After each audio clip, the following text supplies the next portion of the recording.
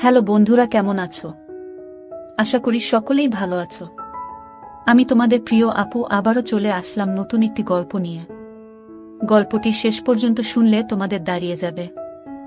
নাম অভ্রনীল ঘোষ চৌধুরী, মা ভালোবেসে রুদ্র বলে ডাকে, বয়স 18 বছর, এবং এটা আমার গল্প, বা বলা যেতে পারে আমার এবং আমার মায়ের গল্প।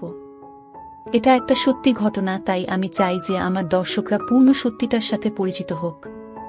আমার প্রতিটা অনুভূতি, আমার রস আস্বাদনের তৃপ্তি, সবটাই যাতে আমার দর্শকরা অনুভব করতে পারে। আমার মায়ের সাথে আপনাদের পরিচয় করিয়ে দিই। আমার মায়ের নাম শ্রীমতী জয়শ্রী ঘোষ চৌধুরী, বয়স 38 বৎসর। গায়ের রং শ্যামলা, কিন্তু ভারী মিষ্টি চেহারা, এবং তার থেকেও বেশি মিষ্টি ওনার হাসিটা।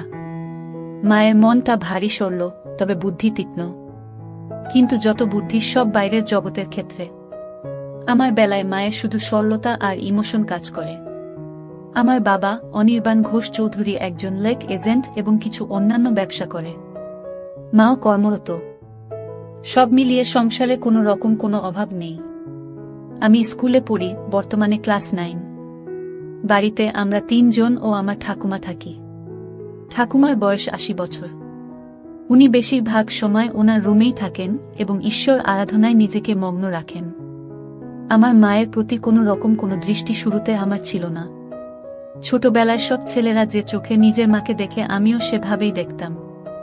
কিন্তু আমার একটা বৈশিষ্ট্য ছোটবেলার থেকেই ছিল, মোটামুটি 12 বছর বয়স থেকে, সেটা হচ্ছে ন্যাক ফেটিশ, বা মহিলাদের গলার প্রতি এক অদ্ভুত আকর্ষণ। আর আমার মায়ের প্রতি আমার সূত্রপাত ঘটে আমার এই ফেটিশের দ্বারা। আমি শুরুতে ফেটিশ কি জিনিস জানতাম না, শুধু দেখতাম যে মহিলাদের গলা দেখতে অথবা ছুতে আমার খুব ভালো লাগত। সে বয়সে মহিলা বলতে তো শুধুমাত্র স্কুলের শিক্ষিকারা। মায়ের দিকে শুরুতে সেই দৃষ্টি পড়েনি।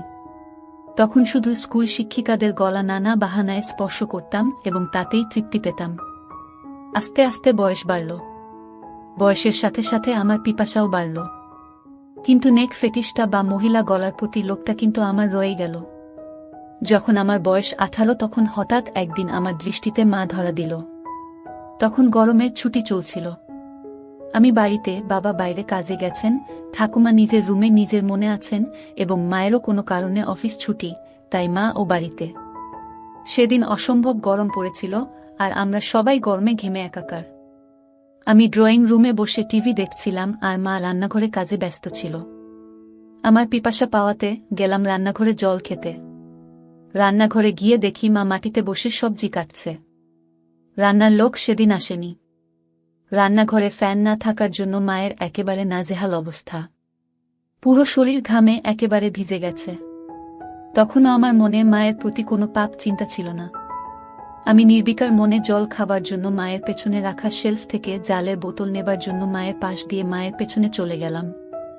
জলের বোতল নিয়ে আমি জল খেতে খেতে সামনের দিকে, মানে মায়ের দিকে ঘুরলাম।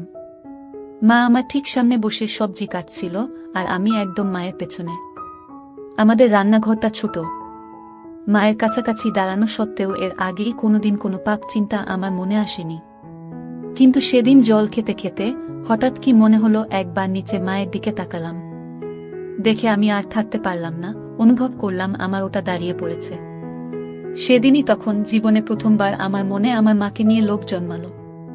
আমি ভাবতে থাকলাম, আমি আমার স্কুল শিক্ষিকাদের ক্ষেত্রে যেরকম বাহানা দিয়ে ওনাদের স্পর্শ করতাম, সেরকম একটা বাহানা করতে থাকলাম মনে মনে। একসময় আমি মাকে বলে উঠলাম, মা মা বলো কি হয়েছে? মা তোমার গলায় কি একটা আছে? মা আমার গলায় আবার কি থাকবে? না মা, তোমার গলায় কি একটা লেগে আছে। মা কই, বলে মা নিজের হাত দিয়ে একটু নিজের গলাটা পরিষ্কার করার চেষ্টা করল।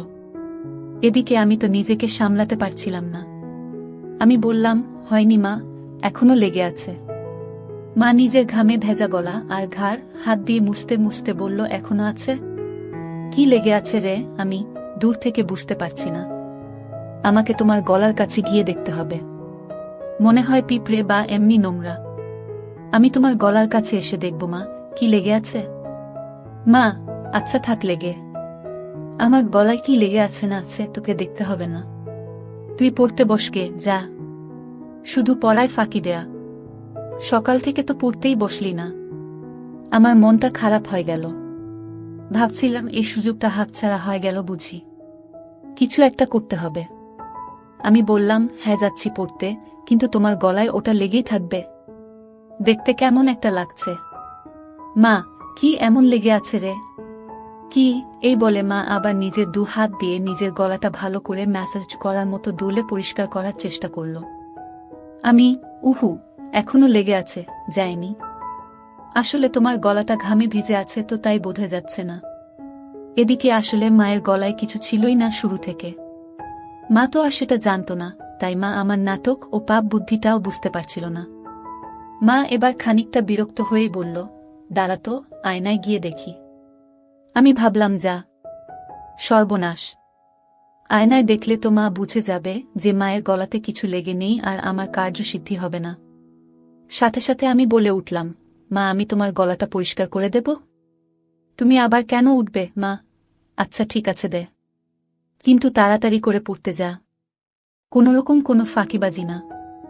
আমি তো এই কথা শুনে মহা আনন্দে মনে মনে লাফাচ্ছি। আমি মায়ের একেবারে সামনে গিয়ে হাঁটু গেড়ে বসলাম। বললাম, দেখি মা, একটু গলাটা উঁচু করো, মানে একটু ওপর দিকে তাকাও। মা আমার কথা মতন একটু মাথা উঁচু করল। আমার সামনে আমার মা তার গলাটা সমর্পণ করে দিল, ঠিক যেন একটি হরিণ নিজেকে একটি ক্ষুধার্ত সিংহের সামনে সমর্পণ করে দিচ্ছে। মায়ের গলায় কোনো তিল নেই, তবে দেখলাম মায়ের ডান ঘাড়ে একটা ছোট্ট বাদামি তিল আছে। গলার মাঝখান দিয়ে 2 রেখা চলে গেছে পাশাপাশি, মানে 2 গলার ভাঁজ আর কি। আমি কাপা কাপা হাতে মায়ের গলা স্পর্শ করলাম। প্রথমে আস্তে করে। ছুতেই অনুভব হলো যে মায়ের গলাটা কি নরম ও চামড়াটা কি মসৃণ। আমি আর থাকতে পারলাম না, আমার পুরো ডান হাত দিয়ে মায়ের গলাতে বোলাতে লাগলাম। এই সব কিছু কয়েক মিনিটের মধ্যে ঘটে গেল। মা বলল, কি রে হয়েছে? আমি, মা আরেকটু মাথাটা উঁচু করো, তোমার গলার ভাঁজে আটকে গেছে। গলাটা পুরো স্ট্রেচ না হলে পরিষ্কার হচ্ছে না। এই শুনে মা নিজের মাথাটাকে আরো পেছন দিকে করার চেষ্টা করল। আমি মায়ের থুতনি ধরে আরেকটু ওপর দিকে করে দিলাম, যাতে মায়ের গলাটা পুরোপুরি আমার সামনে মেলা থাকে। আমি তাকিয়ে একবার দেখে নিলাম যে মা এই দৃষ্টি উপরে ছাদের দিকে, মানে আমি সামনে মায়ের গলা নিয়ে কি করছি মা দেখতে পারবে না। আমি বললাম, মা আমি একটু তোমার গলার কাছে এসে ফু দিচ্ছি, যাতে তাড়াতাড়ি পরিষ্কার হয়ে যায়, ঠিক আছে? মা, আচ্ছা ঠিক আছে, যা করার তাড়াতাড়ি করো, আমার অনেক কাজ পড়ে আছে। আমি, হ্যাঁ মা, বলে একেবারে মায়ের গলার কাছে নিজের ঠোঁট নিয়ে গেলাম আর মৃদু ফু দিতে থাকলাম মায়ের সারা গলায়। একসময় থাকতে না পেরে মায়ের গলার একদম মাঝখানে একটা হালকা হামি দিয়ে ফেললাম। তারপর ভয় ভয় মায়ের দিকে তাকিয়ে দেখলাম একবার যে মা কিছু টের পেল কিনা।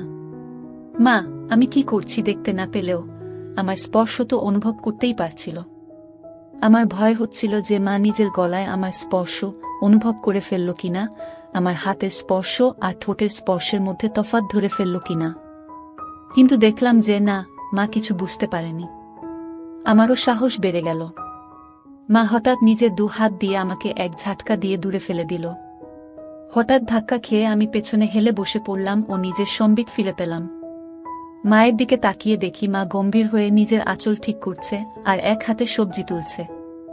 মা সঙ্গে সঙ্গে একটা হাত দিয়ে নিজের আঁচল নিয়ে নিজের গলাকে ভালো করে মুছে নিল। আমি খানিকটা ভয় পেয়ে বললাম, মা কি হলো? মা, কি হবে আবার? তুই পড়তে যা।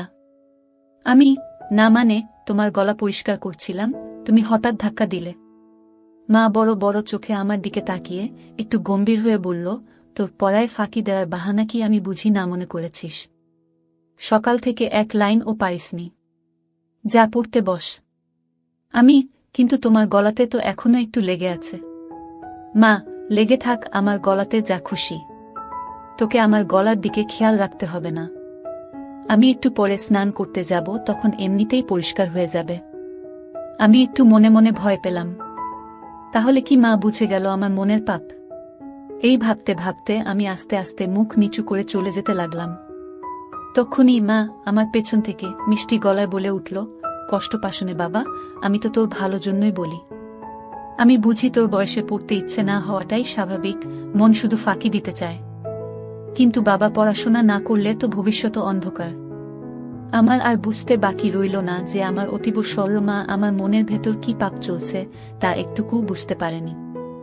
আমি নিশ্চিন্ত হয়ে বললাম, মা সরি, তুমি চিন্তা করো না, আমি ভালো করে পড়াশোনা করব।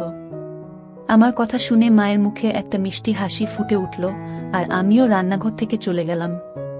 অল্পটুকু স্বাদ পাওয়ার পর থেকে আমার মন পাপ চিন্তায় ভরে উঠল।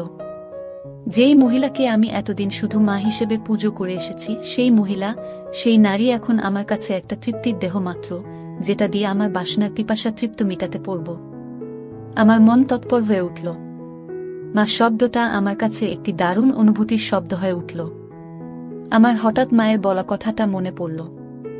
মা স্নান করতে যাবে। হঠাৎ দেখি মা জল ভরা বালতি নিয়ে আমার রুমে এসে হাজির। বুঝলাম কাজের মাসি আসেনি, তাই মাকেই ঘর মুছতে হচ্ছে। মা বলল, এই যে, হয় ঘরের বাইরে যা, নয় খাটের উপর পা উঠিয়ে বস, ঘর মুছব। আর খবরদার বলে দিচ্ছি, যতক্ষণ না ঘর শুকোচ্ছে মাটিতে পা ফেলবি না, ঠিক আছে? আমি সজোরে মাথা নাড়িয়ে আমার সম্মতি জানালাম এবং তাড়াতাড়ি খাটে উঠে ইঙ্গিত দিলাম যে আমি রুমেই থাকছি। মা নিজের শাড়ির আঁচল কোমরে গুজে হাঁটু গেড়ে বসে পড়ল এবং নিজের মতো ঘর মোছা শুরু করল। আমার খাটে সব সময় একটা পড়ার বই খোলাই থাকে, তখনও ছিল, আর ওটাই আমাকে তখন বাঁচালো, নয়তো আবার পড়াশোনায় ফাঁকি দেওয়ার জন্য মায়ের বকুনি খেতে হতো। আমি বইটা নিয়ে পড়ার ভান করতে লাগলাম। কয়েক সেকেন্ড পর একবার আর চোখে মায়ের দিকে তাকালাম। তাকিয়ে যা দেখলাম তাতে আমার চক্ষু ছানাবড়া হয়ে গেল। ঘরে ফ্যান চলা সত্ত্বেও মা তখনও ঘামছে, সারা শরীর ঘামে ভেজা। আমি লক্ষ্য করলাম ঘামের বিন্দুগুলো মায়ের কপাল থেকে আস্তে আস্তে নেমে যেতে থাকল। একটু পরেই মায়ের ঘর মোছা হয়ে যাবে আর মা ছাদে যাবে কাপড় মেলতে। আজকে ছুটির দিন, তাই নিশ্চয় মা প্রচুর কাপড় ধুয়েছে এবং তাই বেশ সময় লাগবে কাপড় মেলতে। ঠাকুমাকে নিয়ে চিন্তা নেই, উনি শুধুমাত্র সন্ধে বেলা একটু ঘর থেকে বেরোন। এই দুপুরের সময়টায় উনি নিজের ঘরেই থাকেন। আমি অপেক্ষা করতে থাকলাম কখন মা ছাদে যায়। একসময় মা হাত পারল, রুদ্র, আমি ছাদে যাচ্ছি, ঘরের দিকে নজর রাখিস। ঠাকুমা কানে শোনে না, তাই ঘর ফাঁকা হলে কাউকে ঘরের খেয়াল রাখতে হয়।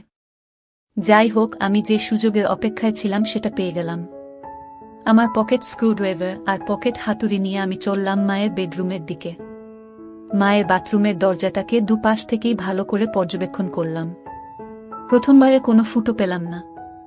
মনটা একটু খারাপ হলো। এই ভারী কাঠের দরজায় তো আর এই পলকা ইনস্ট্রুমেন্ট দিয়ে এত কম সময়ে নতুন করে ফুটো করা যাবে না।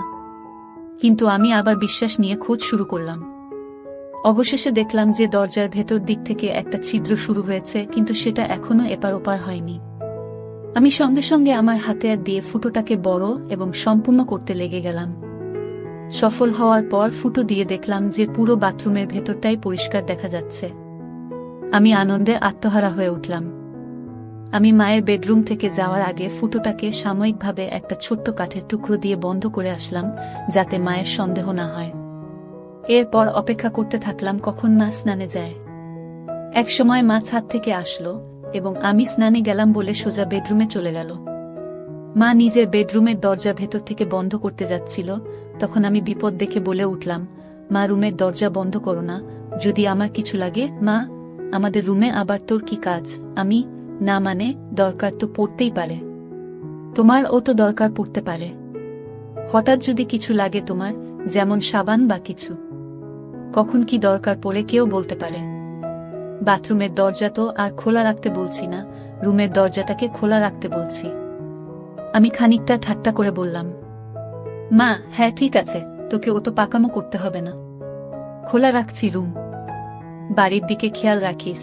আমি গেলাম স্নানে। আমি, আচ্ছা মা। মা বাথরুমে ঢোকার 2 সেকেন্ডের মধ্যে আমি মায়ের রুমে ঢুকে একেবারে বাথরুমের দরজার সামনে চলে গেলাম।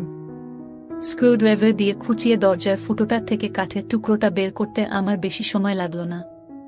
আমার সামনে তখন আমার সযত্নে তৈরি করা দরজার বড় ফুটোটা খোলা। আমার মনে হচ্ছিল যেন স্বর্গের জানালা কেউ খুলে দিয়েছে আমার চোখের সামনে। নিজেকে সামলাতে না পেরে আমি আস্তে আস্তে নিজের চোখটা ফুটোর দিকে নিয়ে গেলাম। মনে নানান ভাবনা চলছে। আমার হৃৎপিণ্ড এত জোরে লাফাচ্ছিল যেন শরীরের বাইরে বেরিয়ে আসবে। এত জোরে বুকের শব্দ হচ্ছিল যে ভয় হচ্ছিল মা না শুনতে পেয়ে যায়। ভাবছিলাম যে আজকে আমি যেটা দেখব এটা পৃথিবীর যে কোনো ছেলের জন্য নিষিদ্ধ। আমি বুঝলাম মা এখনই বেরোবে বাথরুম থেকে। আমি সাথে সাথে ফোনের রেকর্ডিং স্টপ করলাম। দরজার ফুটো